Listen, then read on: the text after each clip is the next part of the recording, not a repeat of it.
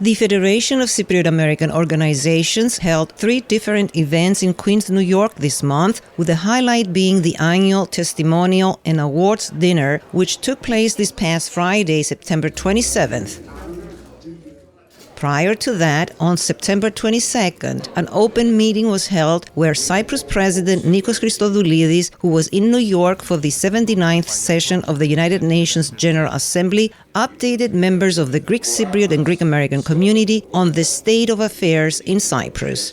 The president emphasized his strong determination to find the right path to resume talks with the Turkish Cypriot side to resolve the protracted Cyprus problem.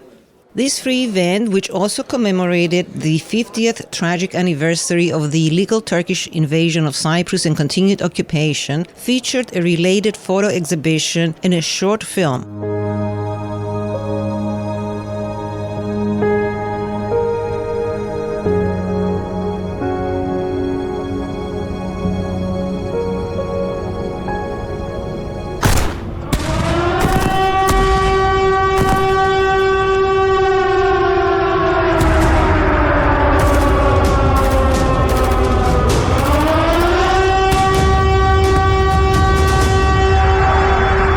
The event was greeted by the president of the Federation of Cypriot American Organizations, Kyriakos Papastylianou, and the presidents of the organizations who co-hosted the event, Philip Christopher, president of FCAO, Savas Tsivicos, supreme president of AHEPA, and Maria Papas, president of the Cyprus U.S. Chamber of Commerce. On September 24th, a similar open meeting was held in Astoria, New York, where Stefanos Stefanou, the president of the Cyprus opposition party AKTINA, spoke about his party's views on the Cyprus problem. An AKTINA TV full report will follow next week. The annual Testimonial Dinner, which took place on September 27th, honored George Logothetis, the executive chairman of Libra Group and chairman of Libra Philanthropies, and Savas Tsivicos, supreme president of AHEPA. Mr. Logothetis received the Federation's Philanthropic Award in recognition of his many philanthropic endeavors, while Mr. Tsivicos received the Justice for Cyprus Award for his contributions and volunteer work in raising awareness of the Cyprus problem in the U.S.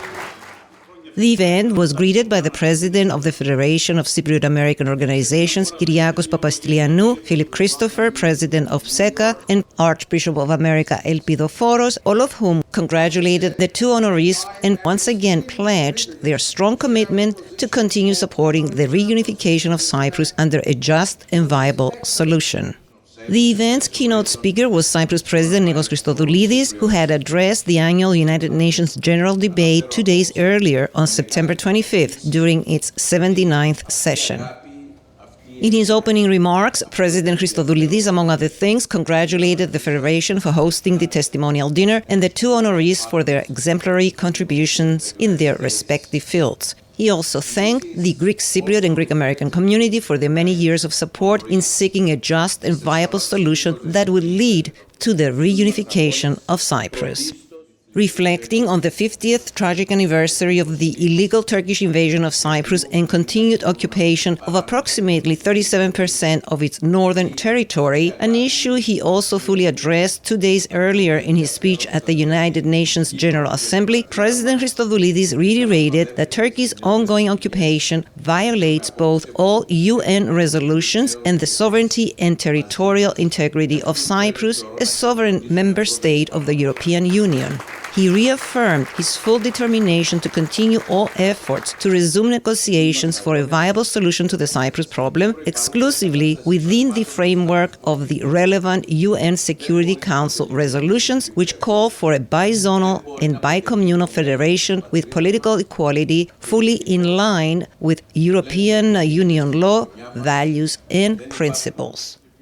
Overall, the core message President Christodoulides conveyed in New York during his meetings with the Greek American community, as well as during his high-level meetings and address at the United Nations, centered on the positive state of affairs in the Republic of Cyprus. This included the country's improved economy, strengthened foreign relations, and the important role Cyprus is playing in the recent turmoil in the Middle East. Regarding the economy of Cyprus, President Christodoulides noted that it is steadily improving, as confirmed by credit rating agencies, which have upgraded the country's sovereign rating to BBB+, with a positive outlook. He further emphasized the expanding role of the Republic of Cyprus as a member of the European Union, noting that Cyprus is preparing to assume the bloc's presidency in 2026. Additionally, Cyprus, he said, is playing a crucial role in the Middle East by providing a maritime humanitarian corridor for Gaza, while its relations with the United States have drastically strengthened and broadened. Highlighting the vital importance of stability and security in Europe and the Eastern Mediterranean to both the United States and the Republic of Cyprus, President Christodoulides described the September 10th signing of a defense cooperation roadmap for 2024 to 2029 between the U.S. Department of Defense and the Ministry of Defense of Cyprus as a significant achievement. The president further stressed that Cyprus's strengthened relations with both the EU and the US bolster its sincere efforts to resolve the Cyprus problem. President Christodoulides was accompanied from Cyprus by Foreign Minister Konstantinos Kombos and government spokesman Konstantinos Letibiotis. Present at the event were other US-based Cyprus officials, Archbishop of America Elpidoforos, dignitaries, and a full house of guests. In their acceptance speeches, the two award recipients, George Logothetis and Savas Tsivicos, thanked the Federation for honoring them and reaffirmed their commitment to continuing their respective endeavors. The Philanthropic Award recognizes an individual with a proven record of exceptional generosity who, through direct financial support, has demonstrated outstanding civic and charitable responsibility, encouraging others to assume philanthropic leadership roles in the community. The Justice for Cyprus Award recognizes an individual who advocates for the just and noble cause of liberating and reunifying Cyprus, as well as restoring human rights for all Cypriots. We had the opportunity to have an exclusive one-on-one discussion with President Nikos Christodoulides regarding his visit to New York, as outlined in the interview that follows. President Christodoulides, my very dear good friend, welcome to New York once again. You had a very busy schedule. Going back to Cyprus, are you going back optimistic? What can you share with us? First of all, let me thank you once again for the hospitality. I know you since 1993 when I was here as a student, and I know very well from first hand your efforts. And let me say that the Republic of Cyprus is next to you in this, actually, I don't call it profession, I call it that something like labor of love. Exactly, and as a duty to Cyprus. So we are very proud to have you, and I hope that more Cypriot American and Greek Americans will follow your example. So I wanted to start with this. I'm leaving New York optimistic, and I will say why. First of all, I feel proud for Cyprus because during this week and the several meetings I had, both with the Secretary General but also foreign leaders, all of them, they started by recognizing the role of Cyprus in the Eastern Mediterranean, the greater Middle East, using the example of the maritime humanitarian corridor that we initiate to send humanitarian assistance in Gaza. And this is a clear proof that Cyprus is not just the Cyprus problem. Cyprus can be the solution on a number of regional and international challenges. And this in a way influences also the efforts to resume negotiations and solve the Cyprus problem. So if I'm optimistic in the sense that from my meeting with the Secretary General, it is obvious that he's politically committed to do what is necessary in order to resume negotiations. He proposed to me, and of course I accepted, and I'm waiting to see the reaction of the Turkish side to have a meeting in October, in few days, either here in New York or in Europe, whenever the Secretary General will deem necessary, and I hope that we'll have a positive reaction. You know, 2024 is 50 years since the Turkish invasion, half a century of occupation, and we need to do whatever is necessary to solve the Cyprus problem. As the time passes, the situation is getting worse and worse. The status quo cannot be the future of Cyprus. We see what's happening in Gaza, in Israel. There are no frozen conflicts, so we need to do whatever is needed in order to resume negotiations. Now, you made certain promises prior to your election, and they're coming through.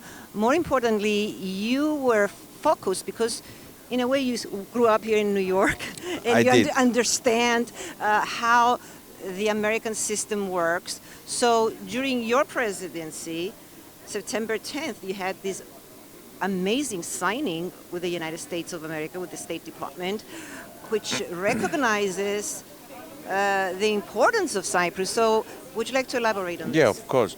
Enhancing our relations with the United States at the strategic level is a priority for my government. I'm very glad that in these 18 months we signed the strategic framework agreement with the United States, an agreement that the United States has probably with approximately 30 or 40 countries, the majority of those countries being a member of NATO.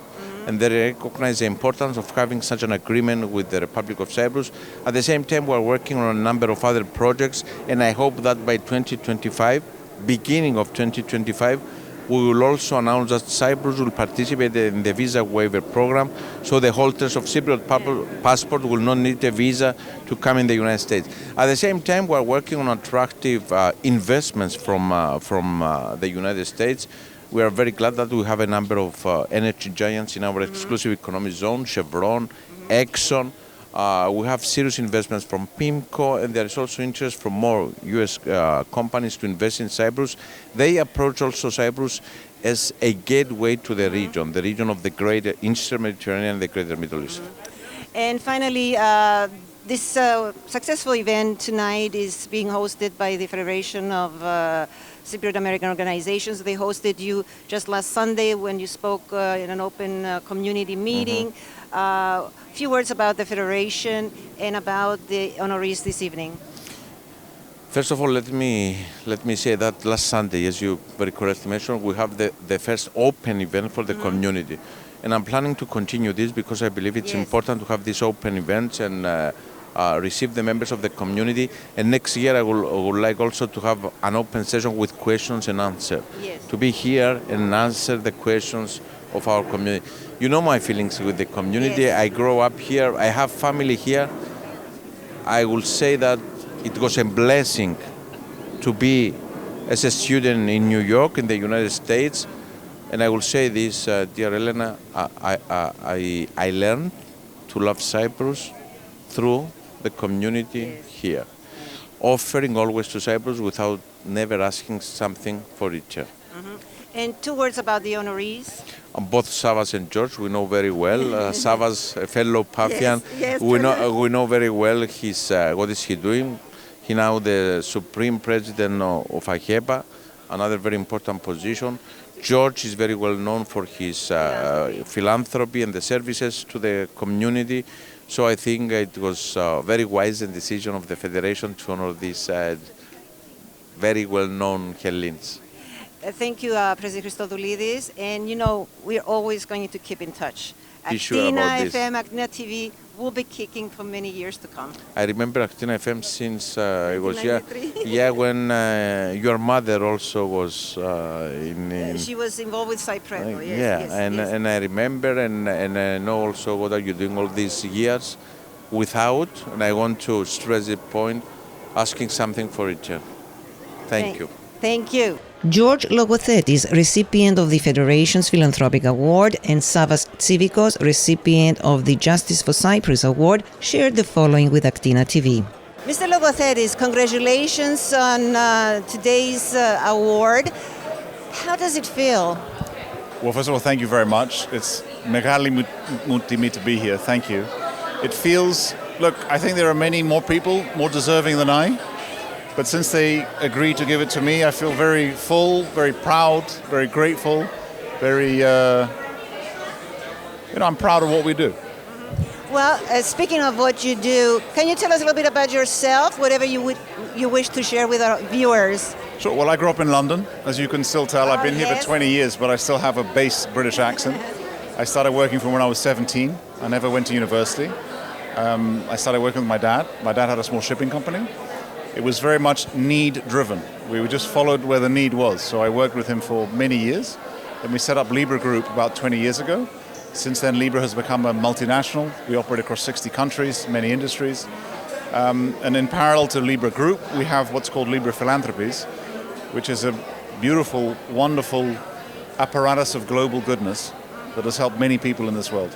And speaking about your philanthropic endeavors, what prompted you to be so giving? Gratitude, because we can, and because we should. And because life is not easy. We had many hard years that we had to fight very hard to overcome. And, you know, what better responsibility as a human being, if you do well, than to give back? It's an innate human responsibility, I think. So the Federation of Cypriot American Organizations that honored you this evening, what is your relationship with the Federation, and what can you share with us as far as your views about this organization? So I think community counts. And so I salute these men and women that lead these communities and keep the Cypriot and Greek bloodline and life spirit alive. I think these are very good people with good values, flying the Cypriot flag in the United States. Well, I just met you and I find you a very humble man.